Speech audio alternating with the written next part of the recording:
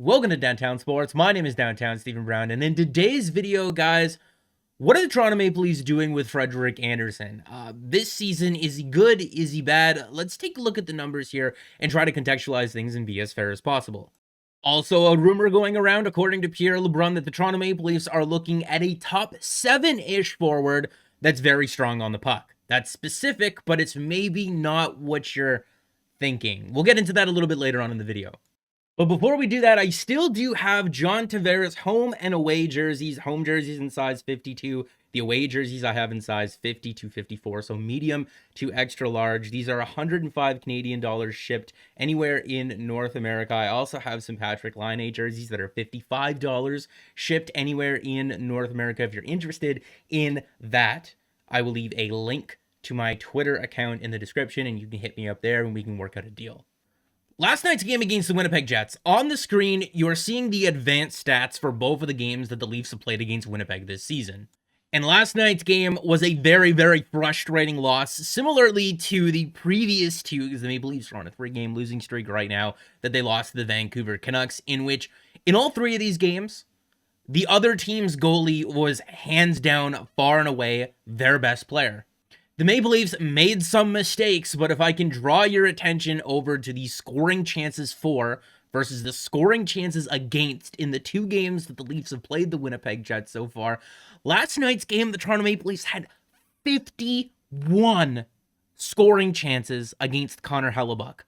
51 to the 20 that they allowed. And if we're looking at the high danger shot attempts for and against, they were 24-6. The best way that I can illustrate that, a high danger shot attempt is about 10 feet in front of the net. This little diagram shows the home plate area. That little green square, that is the crease, and slightly in front of it. The Maple Leafs had 24 shot attempts from that area, and they were only able to net 3 goals on Connor Hellebuyck. Same thing, in the games that they lost to the Vancouver Canucks, they outchanced them 35-27, 34-17 in all situations. The Toronto Maple Leafs are not playing bad. They're making a few mistakes, but the other team's goalies have been damn near perfect. And that leads into our conversation about Frederik Andersen, because it's not just so cut and dry. This is not a video hating on Frederik Andersen. This is not a video defending Frederik Andersen. We're just going to talk some truths.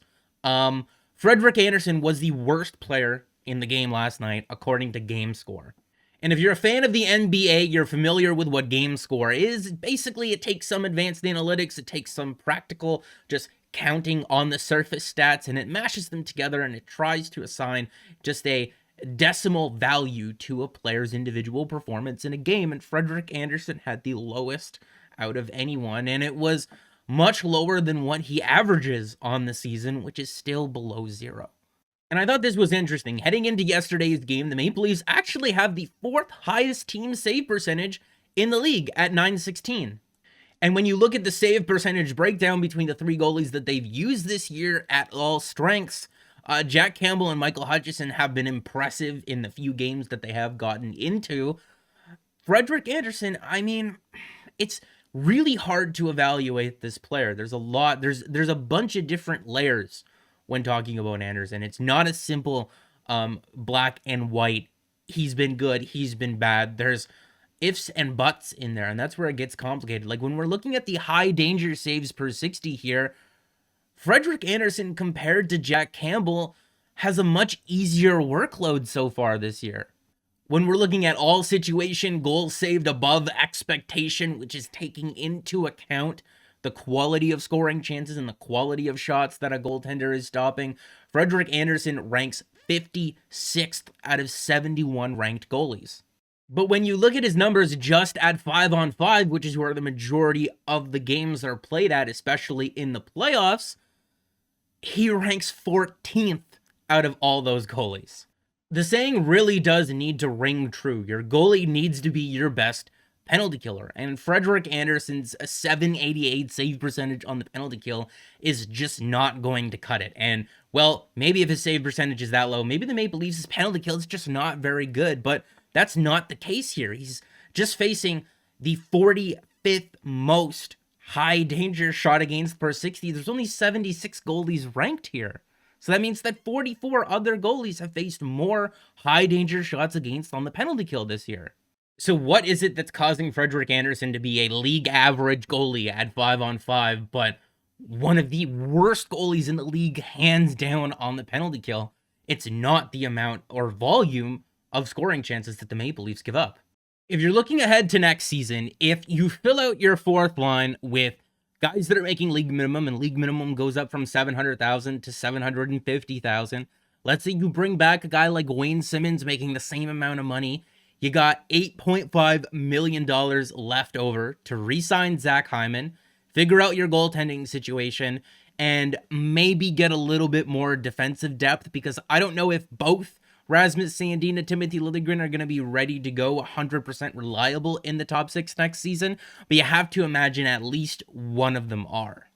I mean, where does Travis Dermott fit into this? I'm not too sure. They're going to lose someone in the expansion draft, whether that be him or Kerfoot or Mikheyev. There's an interesting little trick that the Maple Leafs can do with Zach Hyman in the expansion draft, and they're 100% undoubtedly going to do this with him. But the next video that I do here on the channel is going to be talking about Zach Hyman, and I want to go over what his next contract looks like I said, that neat little trick that they can do in the expansion draft, and how it all fits together. Let's just say that Zach Hyman's next contract starts with a 4. Let's say it's $4 million flat. We're not worried about the term right now. We'll talk about that in the next video. That would leave you with $4.5 million left to sort out your goaltending situation. This is just one of a few options. If Frederik Andersen would like to come back on a 1-year deal, making $4 to $5 million, I would be okay with that. I would like to explore our other options first, but that is definitely an option if he would consider that. And I would be okay with it. And if you're not, you haven't looked at the UFA goalie market. Because like I showed, the Maple Leafs have about $4 to $5 million to work with, unless they want to make a serious change to their roster and blow out someone like a Morgan Riley, like we discussed in the previous video here on the channel, which I will leave linked above the screen, but I don't think that that's very likely. I don't want that to happen. You more than likely don't want that to happen either. I mean, there's no one here that's good enough to justify that.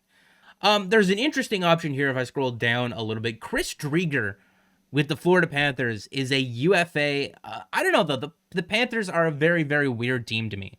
This year, their team's projected cap hit is $78.2 million, but their estimated salary expenditure, $69.65 million. Very, very close to being nice there.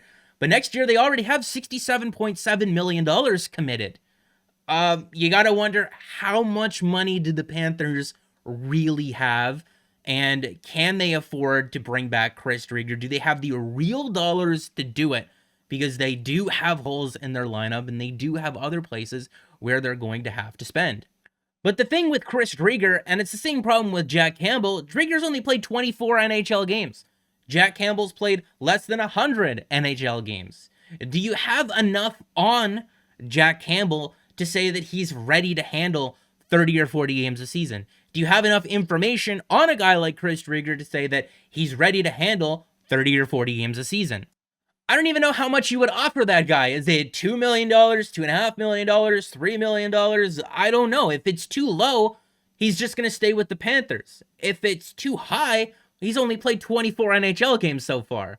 Darcy Kuemper could be an interesting option on the trade front. He's going to be 31 to start next season, makes $4.5 million against the salary cap, is currently injured right now, and that's kind of been the story of his career. He is injury prone. He makes $5.5 million in real salary next season. He was in trade rumors this past offseason or this past fall, so you can see why the Arizona Coyotes might be looking to give him up, but he's not going to come cheap either. They have a goalie prospect by the name of Adin Hill who looks like he's going to be ready to play in the NHL. They can maybe look to find someone cheaper and spend the money elsewhere, or just not at all because it's the Arizona Coyotes. But Darcy Kuemper's been decent in each of the last 3 seasons. Nothing amazing, nothing bad, would be a decent option in a 1A, 1B. But those injuries really do scare me. You could circle back to one of the Columbus goalies, but again, I don't know how much that would cost you in a trade. And if you're looking at these two goalies this season, not anything spectacular that I would want to give up futures for. Not too many appealing options available. So to answer the question that I asked at the beginning of the video, what are the Toronto Maple Leafs doing with Frederik Andersen right now and in the offseason? If he's willing to take a 1 or 2 year deal for about the same amount of money that he's making right now, or even a little bit less, I would consider that as an option. Not saying that I would jump at it, I would consider it as an option. But for now, for the rest of the season, the Maple Leafs need to be splitting the games. Frederik Andersen, Jack Campbell, 50-50 right down the middle. Whoever plays the best in the remaining amount of games gets the playoffs. It's nothing personal to Frederik Andersen. I'm not voting for him to lose his job because of the previous game against the Winnipeg Jets. I'm not saying it's because of his performance. It's because he doesn't have a contract for next year, and we need to know if we can rely on Jack Campbell to be a guy that plays 30 or 40 games in a tandem. But that's going to be it for this video, guys. Make sure to like the video if you did like it and subscribe for more, because more is always on the way. Expect the next video on this channel to be about solely dedicated an entire video looking at who that top 7 forward might be that I mentioned at the beginning of the video. Leave your guesses in the comment section. Who do you think that is? Top 7 forward who is strong on the puck. Let me know your suggestions down there. And as always, I hope you're all well, and I'll talk to you again in a couple of days.